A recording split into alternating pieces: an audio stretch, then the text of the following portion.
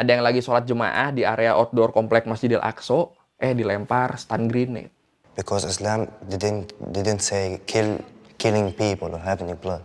Don't belong that. But to what the about the Islam. radical Muslims? Oke, ini banyak banget yang request ke gue buat bahas kejadian Palestina Israel minggu lalu. Di IG story sebenarnya udah gue kasih satu video yang ngejelasin kejadian minggu lalu tuh kenapa, tapi terus pada komen. Nggak bisa bahasa Inggris. Yaudah, langsung aja kita bahas tentang sebenarnya Palestina Israel nih kenapa lagi sih minggu lalu di Learning by Googling. Di sini gue bakal bahas tentang kejadian minggu lalu aja ya. Gue nggak bakal bahas tentang awal mula konfliknya tuh kayak gimana sebenarnya, karena itu bakal butuh 1-2 video sendiri. Lagian kayaknya semua juga udah pada tahu lah ini awal mulanya sebenarnya kayak gimana sih. Atau mungkin ada yang belum tahu dan pengen gue jelasin, boleh komen.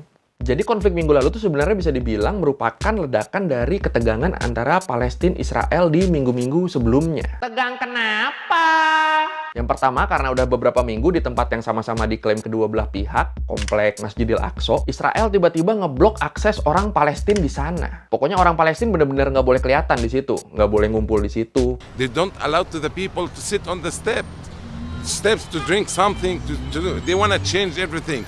And we don't forget, it's a capital of Palestine. It is still under occupation. Gara-gara ini kedua belah pihak jadi bentrok selama kira-kira 2 minggu sebelum akhirnya aturan pembatasannya ini dicabut sama Israel. Dan abis aturan pembatasan yang dicabut, komplek Masjidil Aqsa boleh dibuka lagi buat orang Palestina. Orang Palestina langsung ngumpul buat ngerayain momen ini. We don't need anything but to open the street. You know, people coming families after the prayer. They want to sit here, hearing storyteller, eating something, drinking coffee or something, and usually in the midnight they went home peacefully. This is what we need in Ramadan. Baru kelar masalah tadi, terus bentrok terjadi lagi.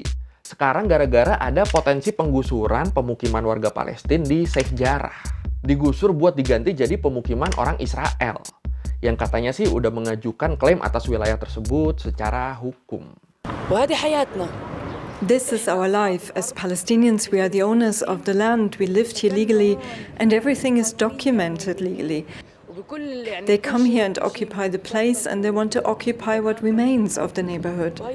أجوا السارقين واحتلوا منازلنا وبدهم يحتلوا ما تبقى من الحي. 65 سنة عايشين في هذا البيت، في هذه البيوت، لن نخرج من هذه البيوت إلا محملين بالهون على قبور. Akhirnya ada demo buat tentang penggusuran ini, dan di situ beberapa aktivis Palestina ditangkap. Dan di sekitar pemukiman itu ditaruh penjaga-penjaga. Pokoknya diblokade lah wilayah ini sama Israel buat mencegah berkumpulnya masyarakat Palestina. Wah, gitu amat ya. Dan ini ada pembelaan dari Perdana Menteri Israel tentang penggusuran ini. אני אומר גם לידידינו הטובים ביותר, ירושלים היא בירת ישראל, וכפי שכל עם בונה בבירתו ואת בירתו, גם לנו שמורה הזכות לבנות בירושלים ואת ירושלים. Dari kejadian-kejadian ini udah tinggi nih tensi dua-duanya, tapi masih nahan-nahan. Di hari Jumat tanggal 7 Mei 2021, datang ribuan muslim dari seluruh penjuru Palestina. Mereka datang buat sholat Jumat di Masjid Al-Aqsa buat memperingati minggu terakhir di bulan Ramadan. Dan ini sama penjaga Israel di sana didiemin, dibiarin mereka sholat, dibiarin mereka ibadah. Terus masalahnya di mana? Masalahnya habis sholat Jumat tadi, sebagian besar dari mereka nggak bubar. Mereka malah demo, neriakin yel-yel nolak penggusuran di Sheikh Jarrah sambil keliling di jalan-jalan Old City. Apaan tuh Old City? Kalau bahasa Indonesianya biasa nyebutnya Kota Lama Yerusalem. Jadi Old City ini dikelilingin tembok-tembok kuno, dan di dalamnya ya ada wilayah-wilayahnya. Ada wilayah bagiannya orang Muslim, ini petanya. Bagiannya orang Yahudi, bagiannya orang Kristen, bagiannya orang Armenia, dan komplek Masjidil Aqsa. Komplek inilah yang jadi tempat yang disucikan bagi orang-orang Islam, Yahudi, dan Kristen. Tembok ratapannya orang Yahudi sampai Masjid Jami Al-Aqsa-nya orang Muslim ya semua ada di komplek Masjidil Aqsa ini. Bingung gak sih lu? Intinya gini, Masjidil Aqsa itu nama kompleknya. Masjid Jami Al-Aqsa itu nama masjidnya. Biasa juga dikenal sebagai Masjid Al-Aqsa. Masjid yang ada di dalam komplek Masjidil Aqsa. Kelihatan kan bedanya? Masjid Al-Aqsa itu masjidnya, Masjidil Aqsa itu kompleknya. Dari hasil gue baca-baca ternyata emang banyak yang salah sangka kok. Nyangkanya Masjidil Aqsa itu nama masjid, padahal nama komplek tempat masjid yang dimaksud berada. Ya nggak apa-apa kalau salah, gue juga dulu nyangkanya gitu kok. Kayak kalau kita lihat foto komplek Masjidil Aqsa dari jauh ini, nah banyak yang sangka kalau yang kubahnya emas itu Masjid Al-Aqsa. Padahal itu adalah Dome of the Rock atau kubah Sahrah. Terus Masjid Al-Aqsa-nya mana? Masjid Al-Aqsa-nya nggak ada di depannya ini. Nah, atau kalau lu mau lebih jelas lihat jaraknya bisa pakai Google Map, akan kelihatan tuh jaraknya tuh. Ya sekali lagi, kalau ternyata selama ini lu salah ya nggak apa-apa. Gue juga dulu mikirnya kayak gitu kok. The Muslim Quarter is actually the largest and most populated of the 4 quarters. The Muslim Quarter is most famous for its Arab market, its direct access to the Dome of the Rock, and its famous Damascus Gate. Oke, balik ke demo abis sholat Jumat tadi. Ngelihat orang-orang Palestina pada demo ya, tentara Israel ngerespon dong. Mereka nyoba bubarin massa pakai stun grenade sama peluru karet. Orang-orang Palestina yang demo pun langsung pada kabur ke area komplek Masjidil Aqsa. Tentara Israel pun langsung ngejar ke sana dan berencana buat ngekelirin area komplek Masjidil Aqsa. Waduh, runyam dan runyam. Gue sempat lihat beberapa video yang nunjukin cara tentara Israel ngekelirin areanya. Ada yang lagi sholat jemaah di area outdoor komplek Masjidil Aqsa, dilempar stun grenade. Terus beberapa area kayak Masjid Al-Qibli yang ada di dalam komplek Masjidil Aqsa juga dilempar gas air mata. Di dalam Masjid Al-Aqsa-nya sendiri juga banyak orang yang berlindung di situ dan terjebak nggak bisa keluar selama berjam-jam. Akhirnya tentara Israel matiin jaringan listrik di komplek itu, terus mereka nerobos masuk ke Masjid Al-Aqsa buat maksa orang-orang Palestina di dalam keluar. Ada. We were praying in the mosque. Suddenly the soldiers evacuated the mosque without any alert. Disebut ada sekitar 170 orang luka-luka karena kejadian ini. 80 orang langsung dilarikan ke rumah sakit dan 1 orang keadaannya kritis. Besoknya Presiden Palestina Mahmud Abbas langsung menuntut diadakannya pertemuan darurat di Dewan Keamanan PBB. Beliau nyebut kejadian di Al-Aqsa dan Sheikh Jarrah sebagai kejadian yang menjijikan dan penuh dosa. Gimana? Setuju sama beliau? Amerika, Yordania, PBB, sama Uni Eropa juga mengecam kejadian ini dan minta semua pihak buat menahan diri. Juru bicara Departemen Luar Negeri Amerika, Jalina Porter, juga ngomong, sangat penting untuk menghindari langkah sepihak yang akan memperburuk ketegangan dan menjauhkan kita dari perdamaian. Dan itu termasuk penggusuran aktivitas pemukiman dan menghancurkan rumah. Ya, bener sih. Beberapa organisasi kemanusiaan juga ngecam aksi Israel ini, baik yang penggusuran maupun yang di Al-Aqsa. Terus menurut Human Rights Watch, mereka bikin laporan yang bilang kalau tindakan Israel kemarin merupakan kejahatan kemanusiaan, termasuk kejahatan penganiayaan dan apartheid, pembangunan dominasi secara paksa yang bersifat menindas. Ya benar juga sih. The reality for millions of Palestinians is apartheid and persecution. Gue tuh sebenarnya suka penasaran. Apakah masyarakat Palestina dan Israel ini benar-benar saling benci? Pernah gak sih orang Israel ketemu orang Palestina terus mereka ngobrol bareng tentang ideologi mereka, tentang isi kepala mereka? Nah, pas banget. Kemarin gue nemu video tentang 3 anak muda Israel yang ditemuin sama 3 anak muda Palestina. Mereka duduk bareng, disuruh ngobrol, ya debat lah mereka. Debat sampai akhirnya, ya lu tonton sendirilah, gue gak mau spoiler.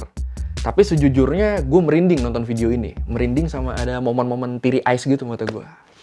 Because Islam didn't say killing people or having blood.